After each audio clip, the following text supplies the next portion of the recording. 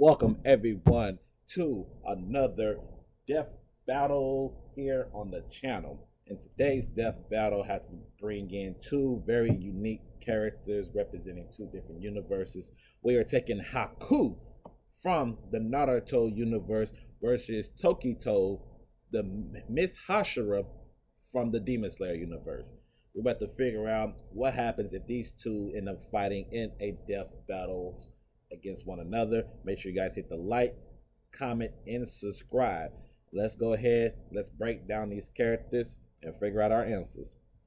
We're going to start off with Haku from the Naruto universe. We'll talk about the backstory real quickly, so prepare yourself. Haku was born in the land of water during a time of civil war. He belonged to a bloodline with a unique Kenkei Geikai, which is an advanced bloodline ability that only certain bloodlines actually have. The ice release, which allows him to combine wind and water chakra to create and manipulate ice. However, in the land of water, those with Kenkei Geikai were feared and prosecuted. Haku's father, upon discovering Haku's ability, killed Haku's mother, who also possessed it, Kenkei Geikai, and tried to kill Haku as well. In self-defense, Haku using his abilities, killed his father in the villages, leaving him orphaned and alone. Haku was eventually found by Zabuza Momochi, a rogue ninja from the Hidden Mist village. Recognizing Haku's potential, Zabuza took him under his wing and trained him to become a lethal shinobi, using him as his most loyal and devoted tool in his quest for power and revenge. Now, Haku is very kind-hearted and gentle, despite his backside, besides his past. Not only that, but throughout the show, especially when we was introduced to him as a character, Haku really doesn't kill unless he feels the need to. When he look at or he goes against someone who he feels like he shouldn't raise his killing instincts against, he doesn't kill him at all. It was a perfect example of him meeting Naruto in the forest and Naruto sleeping. Haku could have easily killed Naruto very early, but decided against it and actually woke him up. That's his abilities. We're talking about his Kenkei Geikai, which is ice release. Now, this ice release that he ended up using, like I said earlier, combines wind and water, nature chakra, confuse them together to make ice. Now, this is not the first time this will be the very first time we are introduced to this in the show, and then later on, especially in Shippuden and stuff, we also understand it a little bit more, especially with Naruto and his training. So this is the first time that we get to take a look at the Kenkei Geikai from the very, very beginning of the show that was introduced, and it'll later on be introduced throughout the show multiple times. Like I said, he's able to use ice release. He has the demonic mirroring ice crystals, aka ice mirrors, that Haku uses whenever he's fighting against a very powerful opponent. Crazy speed and reflexes, especially while he's trapped inside, when he has his opponents trapped inside the mirror walls, the ice mirrors, allows him to travel through each mirror pretty much instantly, right? It's kind of like it looks like he moves at light speed or something like that, but he's able to max out his speed and use the ice mirrors and attack in multiple different forms. And the way his speed is, no one will be able to truly track him no matter how good they are. He has Send Bomb Mastery. Send Bombs are throwing needles, and he's practiced so much with them that he can hit pinpoint accuracy, so he can aim at the certain parts of the bodies, and he can shut down body parts that way. He has healing abilities. Now, that is not really like a mass healing thing. It's more of a traditional healing, right? We have it to where Zabuza gets injured and hurt from his first fight against Kakashi and Haku.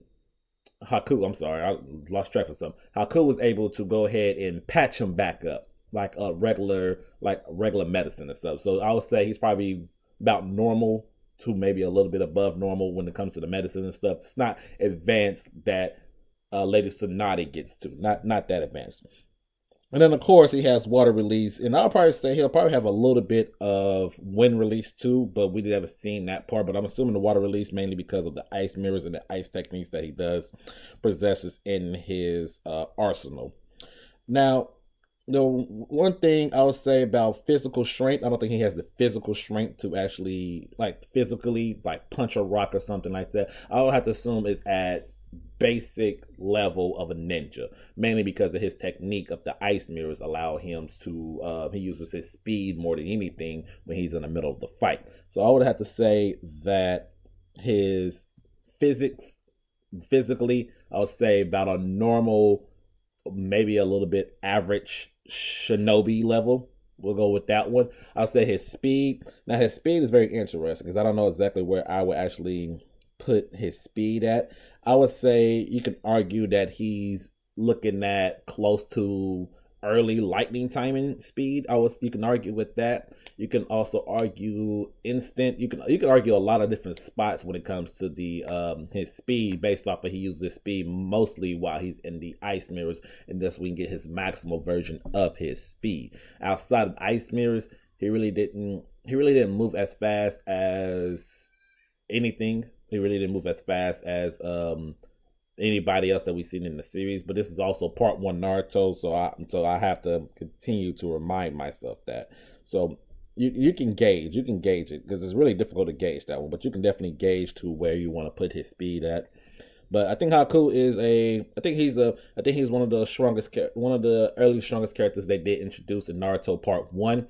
I will say that just because he was introduced in part one so early does not make him any weak. It's just one of those it's one of those arcs that you have to do it early and introduce him early and showcase how strong the ninja world will be moving forward, in my personal opinion. Because I think if he was introduced in part two or something, I think he's one of those characters you can make it say he's probably on Kakashi's level, early part one Kakashi level, Jonin level type ninja is what I will put Haku at. But now let's talk about his opponent in this battle. We're talking about Tokito. Muichiro Tokito is a prodigy demon slayer despite his young age at 14 years old. He lost his parents at a young age. His mother died of illness, and his father fell to his death while trying to save her by fetching medicine. Muichiro had a twin brother, Yoichiro Tokito, who was cold due to the harshness of their lives. Despite Michito's kind-hearted nature, Yoichiro often dismissed his optimism. One day, a demon attacked their home, gravely injuring Yuichiro. Muichiro, in a bit fit of rage and desperation, single-handedly killed the demon using nothing but tools and sheer will. However, Yuichiro succumbed to his injuries, pretty much died because of his injuries, leaving Muichiro alone and devastated. The trauma caused Muichiro to suppress many of his memories, leaving him emotionless and focus slowly on demon slaying. Over time, as he grew stronger and reclaimed his memories, thanks to Tanjiro, quite honestly, Muichiro became one of the most vulnerable Hashira, employing both emotional depth and unmatched skills. Now, Muichiro was one of those characters when we got introduced to him in the Demon Slayer universe. He did look like he was just not there majority of the time. But as we later on see, especially when Tanjiro ended up meeting the Hashiras for the very first time, he pretty much slapped. He pretty much was like, "Hey, don't disrespect the leader of the Demon Slayer Corps. Don't be like that. Don't talk out of turn. Don't." So you can tell he's there, but he's also detached. That's because of his memories, those memories of his past and his parents and his brother eventually all dying and being killed. Eventually, he kind of just detached and he didn't care for people. And then whenever Tanjiro came into his life and Tanjiro started boosting him up, that's when Muichiro changed. And when he started changing, now he started to protecting people that was weaker than him. He started caring about people's will. And then during the Hashira training arc, you see Muichiro telling his comrades or the people he was training that he actually cares for them and that he wants them to do good no matter what happens. He wants them to survive and continue pushing on to the fight. Showcased the big differences between when we saw him in later season one compared to what we do get to see him at this up-to-date current season. Now, his abilities in the Demon Slayer universe, the Demon Slayers use these breathing techniques. These breathing techniques allow them to combine both their breathing and their swordsmanship into what they call, I would say, what they call sword fighting styles, is what I'm gonna call it right there. So, Muichiro, being the Mist Hashira, of course, that means he focused on using the Mist technique, is his technique that he does uses in his battles. So let's go through all forms. He has 7 different forms of the mist breathing, and we'll just briefly go over each form. The first form, low clouds, densest haze. The second form is 8-layer mist. The third form is scattering mist splash. The fourth form is shifting flow slash. The fifth form, sea of clouds and haze. The sixth form is lunar despairing mist. And then the seventh one is obscuring clouds. This is all different variation of his forms that he does use in his mix against the demons themselves. Next up, we have to talk about, this happens to be his Demon Slayer mark. Now, this Demon Slayer mark ended up appearing during his fight against Upper Moon 5. What it does is, apparently, because I still gotta fact check some of this, apparently it boosts his physical abilities, granting enhanced strength, speed, and stamina, accelerate his reflexes, can keep fighting despite fatal injuries, and his make him faster enough to where even demons can't keep track of him just because of his miss abilities. And of course, we already know he's an excellent swordsmanship user. So yeah, I think with that being said, I think we have to take a look at his speed. I ain't gonna lie, his speed is very interesting because at his base level, because of his misbreathing, demons and upper rank demons really has him, especially upper rank 5. One of the upper ranks are even stronger than normal ranks. The upper room 5 was having a hard time tracking him and can tell the differences between a lot of his movements and stuff with the misbreathing.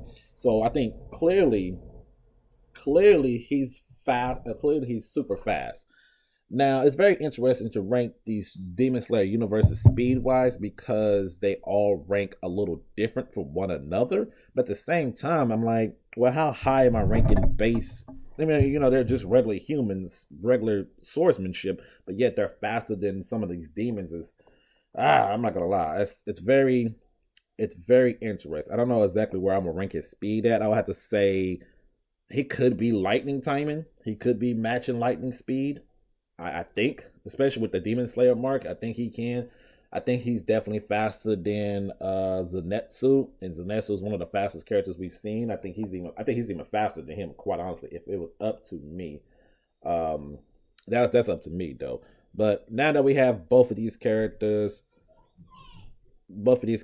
out, we know their backstories, we know their abilities and their swordsmanships and what everything they bring to the table. Now the $1 million question is, exactly who would win? Who would win in between Haku and Tokito? Well, with the speed wise, if we talk about the speed wise, I think the I think Tokito is faster. I think he's faster, especially with the Demon Slayer mark. I think his speed allows him to, along with his misbreathing. His misbreathing end up leaving out illusions when he's using them. When he's in the speed using them, and when that happens, especially the upper rank demons, just have a hard time tracking him and telling the difference between him and an illusion version of his miss. So if he's combining that with his speed, especially with the Demon Slayer mark appearing, I don't think that Haku would be able to dodge that. Now, let's pull out the scenario though. We're gonna pull out the scenario in general. When they begin their fight, I think Haku immediately activates his ice mirrors. So now the ice mirrors are activated. Tokito is now in prison in the ice mirrors. So speed wise, I guess it wouldn't really matter because he wouldn't be able to leave out of the ice prison. So we're gonna keep Tokito in the middle of the ice prison while it's being released. So, with that being said, I'm gonna say, in the speed wise, I'm gonna say Haku still has the advantage to the extent, but Tokito can make it to where he's pushing back against Haku really well. Of course, strength wise, we talked about Haku not being known for his strength because of his speed.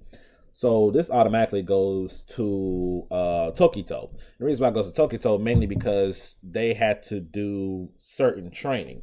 For example, Tanjiro, one of his training was to split a boulder in half for him to even participate in the, what is that called? It's their final selection. The final selection, he had to split.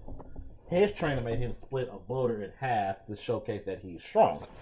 Well, in this one here, Tokito, even before he became a demon slayer, the fact that he was able to fight and kill off a demon just with tools and willpower alone would tell me that Tokito has a little bit of above average on the physical strength of his body. So once again, I'm gonna have to slightly, I do mean slightly, I'm gonna have to slightly give that to Tokito because you can range that up and down, but I'm gonna give it to Tokito on a domination factor of that. Now we're talking about durability and stamina. Sadly, and I do mean sadly, Haku's durability is not that amazing. Stamina wise, definitely amazing considering he had to activate that ice prison and how long he had to activate, how long the ice prison was activated. One can argue it was 20 minutes. One can argue it was less than 20 minutes. You know what I'm saying? Of course, using anime logic, their episodes last a couple, lasts a while. But despite that, he got hurt by Sasuke's fireball jutsu. Naruto's clones just made it more difficult for him to keep up with the clones and making sure they don't escape, that showcases speed more than anything in his stamina. But Kakashi's lightning blade, which very powerful because it is lightning that he is concentrating in his fist and using it to pierce and kill Haku pretty easily, and he just died, right? Let's go back one. Naruto's cloak, the small cloak of the Nine Tails, one punch not only broke Haku's mask, but it kind of almost made him feel like he was going to just accept his defeat so easily, so freaking easily. Turn around, Tokito dealing with the upper rank 5. Upper rank 5 ended up imprisoning Tokito in like a water prison, right? He put him in this water prison, and Tokito almost drowned. He almost drowned in the water prison. That's one feat that showcases his durability is something else. The next one was getting pierced by, if I'm not mistaken, it was pierced by different needles from different needles. He had needles and stuff that was poison on top of that. Poison needles that popped on every single body, all throughout his whole entire body. But yet, with the Demon Slayer mark being activated, he was able to push and fight through that also. Them surviving any attack from upper rank, from demons in general, I think that just put them on a high pedestal when it comes to the durability. And stamina wise, as you can tell, he kept fighting too. So he's known to fight. They've known to fight for a while, especially at nighttime where the demons have the advantage. Most of the time they have to fight until either they win or hopefully the sun comes out and within that fighting. So we're gonna give that to Tokito too. This is kind of now techniques of the techniques and versus style. Man, that's a different one. That's definitely an interesting one because does Tokito's breathing techniques, does that match anything that Haku does? Outside of his ice mirrors and his sin bomb, probably nothing else that Haku can actually use to push back against Tokito. Tokito, like I said, 7 different forms of his misbreathing, along with the abilities to kill these demons at they actually peak and stuff. Not only that, with the Slayer mark boosting his boosting his stats. Once again, I have to give that to Tokito. You know what I'm saying? I think Tokito has that on lockdown also. So if you have to take a look at it in general, I think we're taking a look at Tokito taking the win against Haku in this death battle. Now, what is there anything Haku does? Like, if somebody said, what if Haku becomes bloodlusted? If Haku started off bloodlusted and fight Tokito, what happens? Well, first of all, Haku going straight up. That means he's going to automatically activate his ice prison instantly. But at the same time, what if we're giving Haku bloodlusted, I'm going to also have to give Tokito bloodlusted. I think Tokito, as soon as Haku moves to do anything, I think Tokito will be fast enough to quickly counter that and try to kill him off as quickly as possible before the ice prison even activate. Even after the ice prison activated, I think battle IQ wise and strategize, I think they're probably on the same level. So it's basically I think bloodlusted. I think you can go a tie, you can go either or, depends on how you want to look at it. I think you can go either or.